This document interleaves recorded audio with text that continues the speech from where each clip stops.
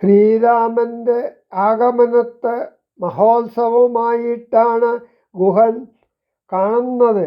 പാകതയുള്ള മനസ്സോടുകൂടി ഗുഹൻ ഭക്തിപൂർവം പാകമായ ഫലങ്ങൾ, തേൻ, പുഷ്പം മുതലായവ ശ്രീരാമൻ്റെ തൃപ്പാദങ്ങളിൽ വെച്ചിട്ട് ദണ്ഡനമസ്കാരം ചെയ്തു.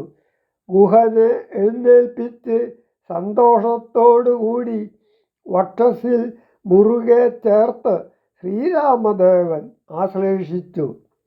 ഗുഹൻ തൊഴുകൈയോടെ പറയുന്നു, താൻ ധന്യനായെന്നും തൻ്റെ നൈഷാദ ജന്മവും പവിത്രമായെന്നും ദോഷമില്ലാത്ത ഈ രാജ്യം ശ്രീരാമനധീനമാണ്. രക്ഷിക്കാനും തൻ്റെ അന്തഃപുരം അങ്ങയുടെ മഹത് സാന്നിധ്യം കൊണ്ടും പാദരേണുക്കൾ കൊണ്ടും ശുദ്ധമാക്കണമെന്നും ഗുഹൻ ഭക്തിപൂർവം പ്രാർത്ഥിക്കുന്നു. നന്മയും സ്നേഹവും ഭക്തിയും നിറഞ്ഞ ഒരു ഹൃദയമാണ് ഗുഹൻ്റെ വാക്കുകളിൽ തുടിക്കുന്നത്. ഇതിൽ പരം സൗഖ്യം വേറെയില്ലെന്നും 14 സംവത്സരം വനവാസത്തിനു പോകണമെന്നും ഭഗവാൻ അരുൾ ചെയ്തു. ഗുഹസംഗമം. രാമാഗമന മഹോത്സവമെത്രയും ആമോദമുൾക്കൊണ്ടു കേട്ടൂർ ഗുഹൻ തഥാ.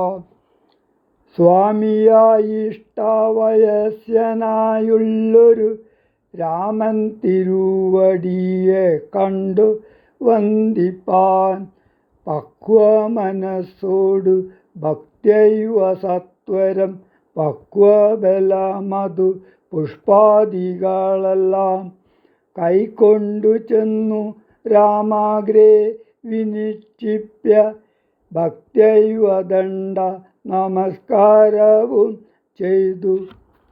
പെട്ടെന്നെടുത്തെഴുന്നേൽപ്പിച്ചു വക്ഷസി തുഷ്ട്യാ ദൃഢമണച്ചാശ്ലേഷവും ചെയ്തു.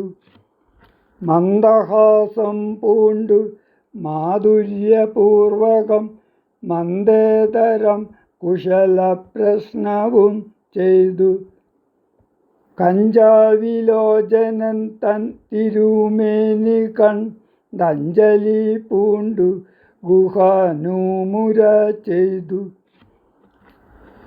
ധന്യനായേനടിയനിന്നു കേവലം നിർണയം നൈഷാദജന്മവും പാവനം.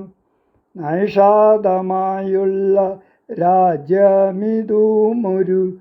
ദൂഷണഹീനമദീനമല്ലോ തവ. കിങ്കരനാമടിയനെയും രാജ്യവും സങ്കടം കൂടാതെ രക്ഷിച്ചു കൊള്ളുക. സന്തോഷമുൾക്കൊണ്ടിനി നിന്തിരുവടി സന്തതമത്ര വസിച്ചരുളിടണം. അന്തഃപുരം മമ ശുദ്ധമാക്കിയിടണം. അന്തർമുദ പാദപത്മരേണുക്കളാൽ മൂലബലങ്ങൾ പരിഗ്രഹിക്കണമേ. കാലേ കനിവോടനുഗ്രഹിക്കണമേ. ഇത്തരം പ്രാർത്ഥിച്ചു നിൽക്കും ഗുഹനോടു മുഗ്ധഹാസം പൂണ്ടരുൾ ചെയ്തു രാഘവൻ.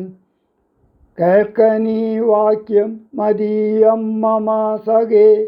സൗഖ്യമിതിൽ പരമില്ലെനിക്കേതുമേ. സംവത്സരം 14 കഴിയണം സംവസിച്ചിടുവാൻ ഗ്രാമാലയങ്ങളിൽ. അന്യദത്തം ഭുജിക്കുന്നതുമില്ലെന്നു മന്യേ വനവാസകാലം കഴിവോളം.